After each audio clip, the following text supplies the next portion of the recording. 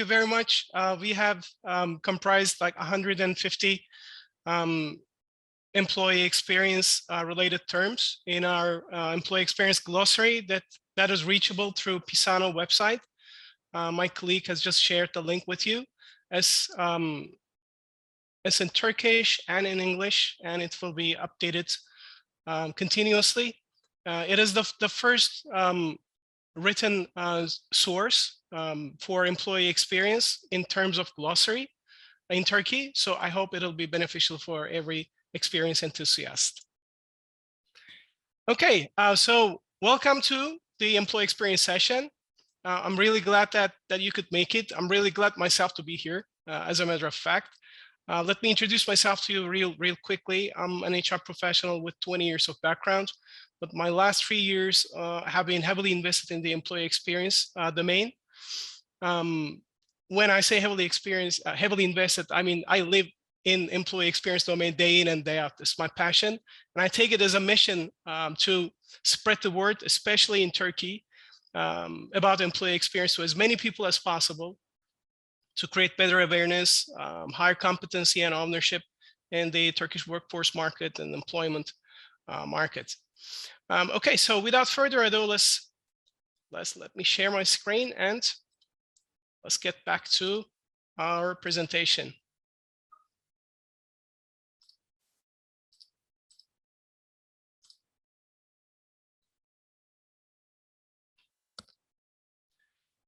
All right, I hope you can all see my screen. I picked the headline, "A Perfect Storm is Brewing," for this keynote. The reason why is because when we have a look at the respected resources as Mercer, as Manpower, as HBR, Gartner, Gallup, McKinsey, they all give us insights for the 2023, and so that we can understand what kind of ride it will be. And it looks like a rocky ride, a challenging ride for all of us. For example, I've collected some bullets for you, even on the opening slide, that says we will see the biggest pay raises in 2023 for the last 15 years. And still, it won't be enough to create enough retention for the employers. And we will see a we will see the 20% increase in turnover, probably. And interestingly, executives say leavers will probably never come back to the on-site working model ever again. The reason why for these bullets is because we are physically and mentally burnt out. Now, 79% of all the employees that are included in these surveys, they say we are physically burned out. And the World Health Organization report that there is a 25% increase in anxiety and depression related medical usage during the pandemic. Now, where does this take us? Where does this take us? This takes us to the great mantra, actually coming from the customer experience domain. But the employee experience and customer experience being sister domains, we learn together from each other every day. And I believe this mantra is very much applicable to the employee experience. Now, when you look at the definition of this mantra, McKinsey explains this as understanding the customer's needs, priorities, and pain points. A brilliant explanation. Now, if you look at the employee side with this perspective, what do we see? Because without understanding the current condition of the employee, and in order to do so, we need to have a look at this phenomenal incident called COVID-19 that has a tremendous impact on the employee. But without understanding the current conditions, wants, needs, and expectations of the employees, how can we come up? How it is possible to come up with a solution that can create relevancy in today's world of employees? Now, how do we understand where the employees are today? Now, I generally start with these powerful numbers in my trainings, employee experience trainings. Now, please have a look at these numbers and let it linger on the slide for a couple of seconds, because these numbers, they don't belong to the people who were laid off during the pandemic or who resigned and left their jobs during the pandemic. As a matter of fact, these numbers belong to people who passed away because of COVID-19 during the pandemic. Now, these are very huge numbers, but who comprises these numbers? Those are our employees, or either the employees or the loved ones of the employees, families, relatives, friends. So we as human beings, we tend to forget what was stressful and what was problematic.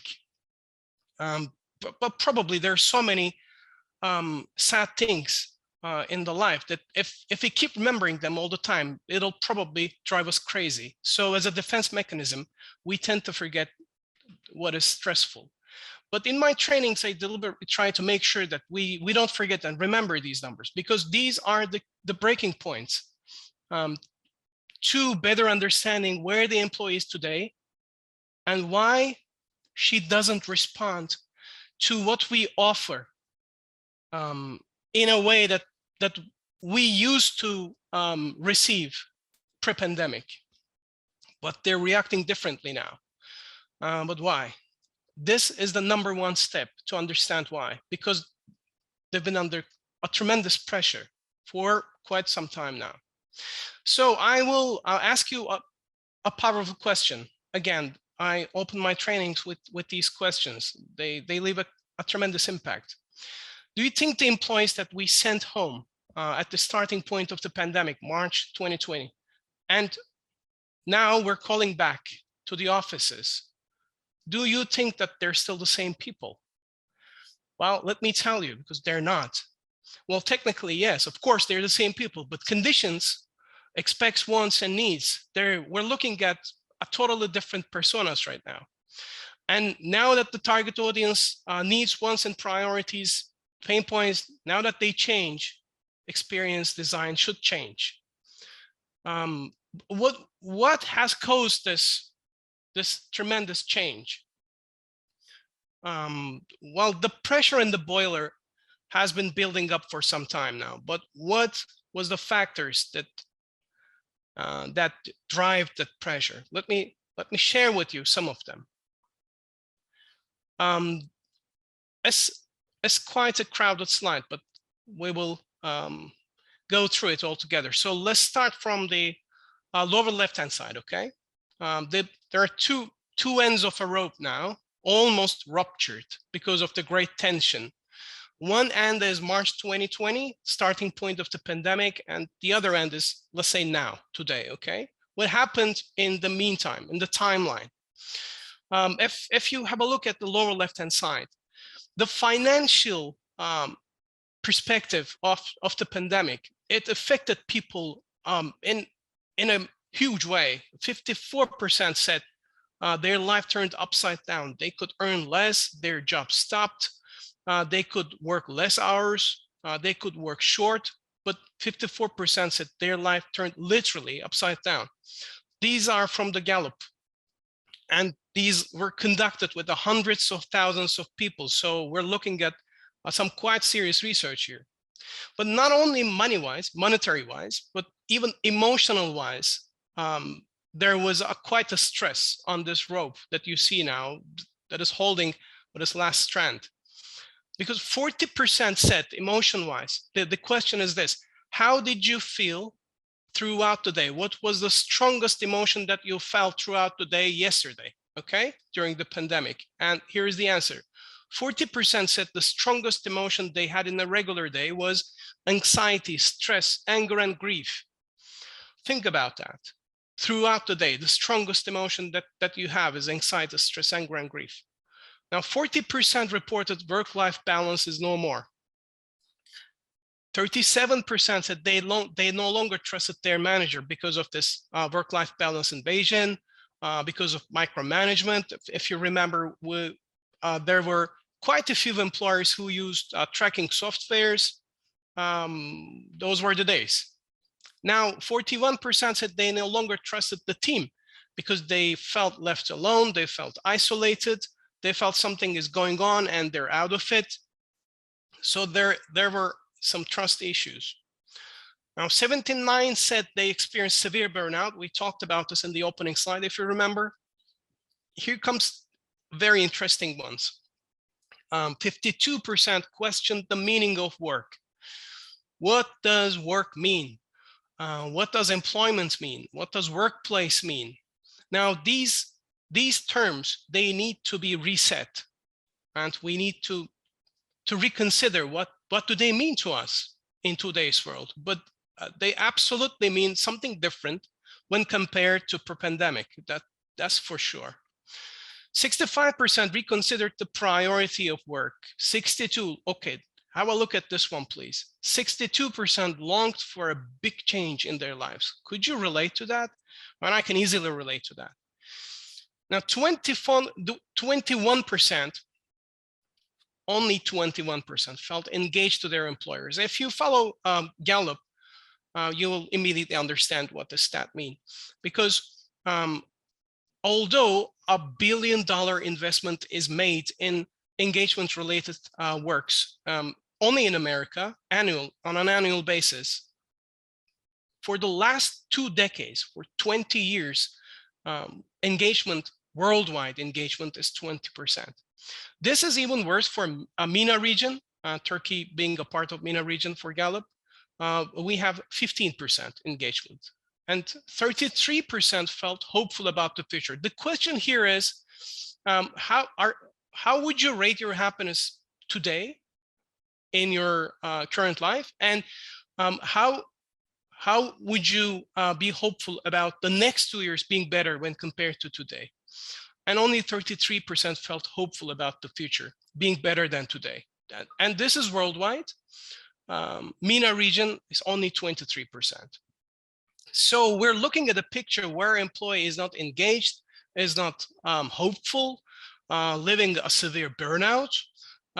Work-life balance is no more. They don't trust manager, and they don't trust their teams. They're longing for a big change. And the strongest emotion that they have is anxiety, stress, anger, and grief. Their life is upside down. So that's why they don't respond to what we offer as HR professionals or experience designers the way they used to respond pre-pandemic, because things have changed. We're looking at different personas right now. Now, what you see above the slide, above the rope, is employee wise perspective. Okay, now they of course these factors have an implication on a business metrics. Let's have a look at the bottom side of the rope. Now, 75% of talent is no longer interested in being full-time employment today. That means 3 people out of 4, when you reach out to them as recruiters or headhunters, they say, sorry, you're not interested. Now, this, according to McKinsey, will reach to a size as big as Germany by 2030. 85 million people, talented people, will not be there. Now, this is like mind-blowing figures. If you don't find this credible, that please have a look at the phenomenal incident that we have all lived and watched, amazed, called Great Resignation. Only in America, 57 million people resigned in a year. Like, it's almost 5 million people every month. It's mind-blowing. But this, when I talk about great resignation, I always immediately tell the figures so that a comparison could be made, because American workforce market is comprised of 150 million people. And in the same duration, 88 million people have changed jobs. So people who resigned from their jobs in the Great Resignation, they didn't go out of the employment and then start doing something else entirely. No, they remained in the employment bazaar, but they changed employers who better understand their needs, who better understand their wants and expectations. So who listen to them, actually. We will talk about that in the coming slide. Now, first time in 50 years, job vacancies outpace unemployment in the UK, 1.3 million people. Fear of missing out, fear of normal, post-pandemic stress disorder, these abbreviations entered the medical literature. And quiet quitting, like a recent trend, went viral among employees quite recently. Now, this is where the employee are as of this moment. So we need to understand this picture clearly so that we can come up with relevant experience designs that employees could connect with, actually. But so what do we do now? Okay, so we need to restart, that's for sure. But what do we do now? Let me tell you what we can do now. I can treat you with some colorful cupcakes, and these cupcakes are called employee experience. Now, what we can do with employee experience, what does it offer differently than conventional HR?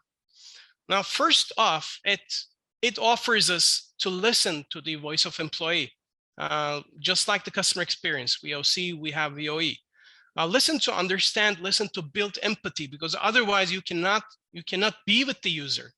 That's the headline of our keynote, meet the employee where they are. In order to do so, we need to offer feedback channels so that we can listen to the humming, the vibes of the employees in the organization, and encourage participation to the surveys, to the focus groups, to the workshops, and build a trust-based culture so that people are feeling okay to talk about the experience that they receive from their employers. Now, after we will listen to the voice of employee, now we need to design the experience. But we know that unlike conventional HR, we cannot design an experience and make everybody happy, because experience is a personal thing. Experience is all about personalization, customization. So we need to segment our users, build personas, but not on demographic information, but on motivational, behavioral data, and build relevant employee experience journeys holistically and end-to-end around the employee life cycle. Now, in order to do so, in order to design holistic employee experience journeys, we need to participate and include the employee into the design, because remembering that our employees are adult human beings, we should not design experiences for them, but we should design experiences with them. So co-creation is tremendously important, critical to the employee experience. While doing so, we need to remember that we need to focus on a data-driven mentality. What does that mean? We need to define how to measure the flow of experience while the experience is flowing. We need to understand whether that design is flowing according to our design, or is it on track or off track. And in order to do so, we need to understand the flow of the experience design on a real-time basis. We shouldn't do that like the engagement surveys. We shouldn't just snapshot a day of the employee and then presume that all year went just like that picture. No, we need to understand that experiences is based on emotion, and emotions are instantaneous. So we need to understand it on a real-time basis, and integrate systems to make sense out of data, because there will be a tremendous amount of data flowing to us, and we need to be ahead of it, to be in control of the data, to understand how to act, how to report it to the top level executives so that they can understand if we're doing okay or if we need to intervene. How do we do that? We can do it with touchpoint management. We know that every experience is comprised of touch points where we interact with the user, employee in this case. So we need to health check on every touch point in a data-driven way, in qualitative or quantitative data measurement ways. So we need to define if we have any pain points and how we can scale the experience there, elevate the experience there to a better state. And if we do so, let's say with a smart platform, that could help us ease out all the operations, that could help us make sense out of data, that could help us check on the touch points on a real time.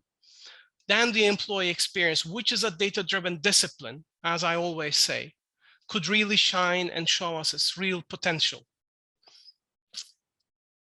Well, okay, I believe this is all for now. And now that the presentation is over, I will be very happy to discuss it further and take your questions through the polls or chat boards.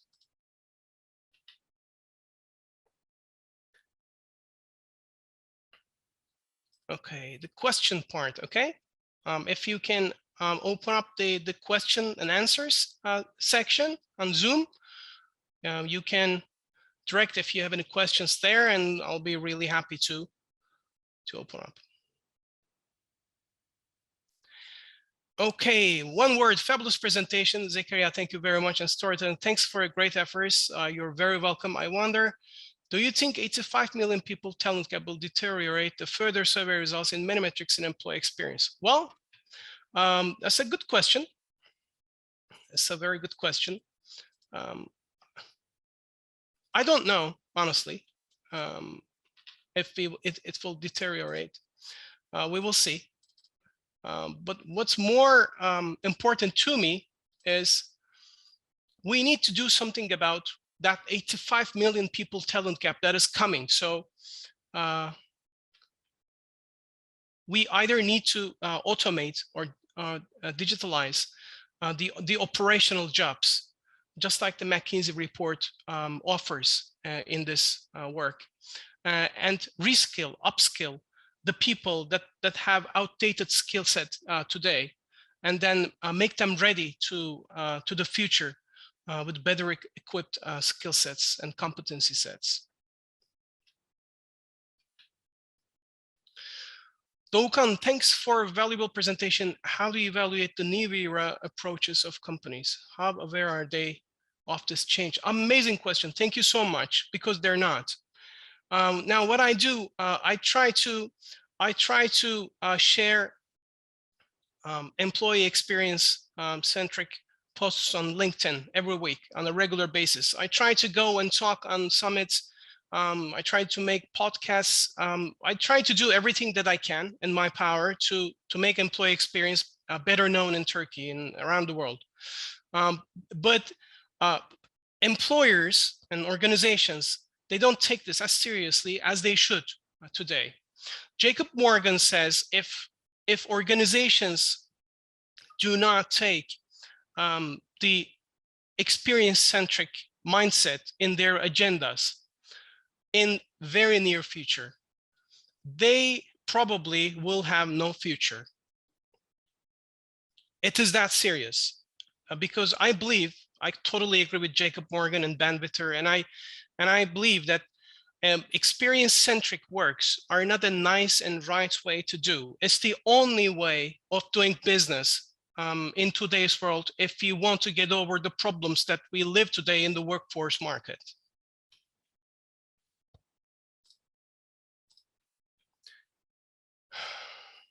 Okay, an anonymous question. Hi, Orçun, great presentation. Can you give some great examples or metrics to be used in EX design from experiences? Yes, we can use eNPS, just like customer experience, employee net promoter score, or ESAT, employee satisfaction score.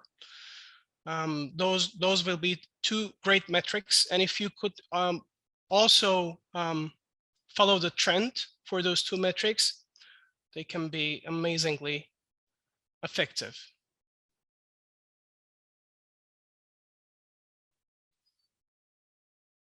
All right, another anonymous question. How do you see today's organization's approach to EX being secondary to bottom line business results? Well, and another one, how can an employee push a change in company to overcome quiet quitting or great resignation? Okay, two great questions.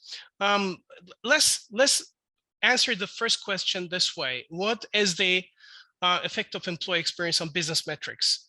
Now, there are many reports and researches. Let's start from here, actually. Employee experience is a very young discipline. And unlike customer experience, it still needs to build up its own information and data sets. So what we so far see at employee experience, companies that invest in employee experience have better profit scores, better sales and revenue scores, and better turnover scores. And these are like 40% decrease in turnover, 2 times profitability, 4 times revenue. So employee experience definitely have impact on the business metrics. And how can an employee push a change in the company to overcome quiet quitting or great resignation? Well,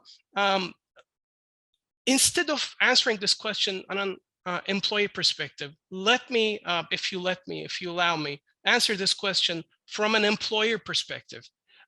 Employer perspective is more important here because it affects many employees.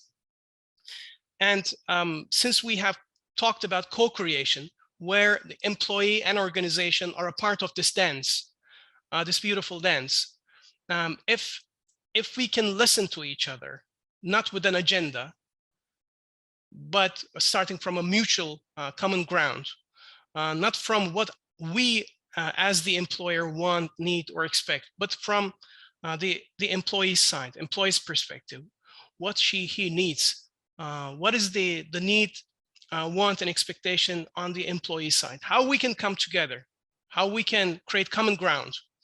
That could be amazing. What can we do in order to motivate these employees, make them happy, engaged, and believe in the purpose that we all share today, so that we can create a bond that is meaningful between organization and the employees? If we have this mindset, rather than just leaving them where they are and then, okay, well, they don't want to work, let them not work, they will go and new will come. That's the old thinking. The new thinking is co-creation, coming together on a conscious purpose and meaningful bond.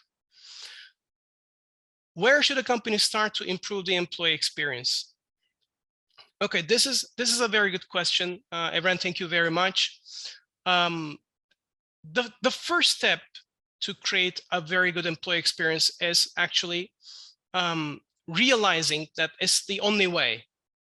Realizing that it is important, realizing that it is a continuous journey that we need to come to accomplish with the employees, not for the employees. So what you can do today is you can change your, for example, the mentality of trying to find a scapegoat with the boxes, so that people could put in tickets where they blame each other. And get rid of those boxes and instead use idea boxes, so that people can improve the products or services, or appreciation boxes, reward and recognition boxes, where people recognize each other for the values and for the behaviors that they really like. That could be a really good start, for example, and it's for free. That's the best part.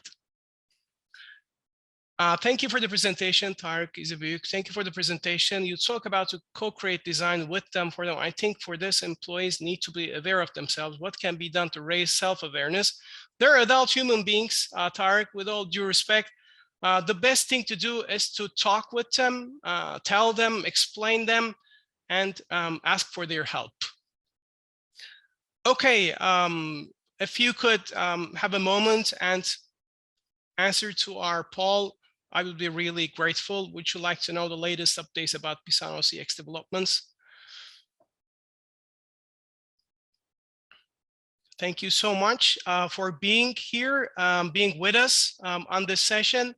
It was a very good experience for me. I hope you share the experience. And I would be really happy to reach out to you and then give answers to your questions. If you could reach us through Pisano's website or my mail address. Thank you so much again.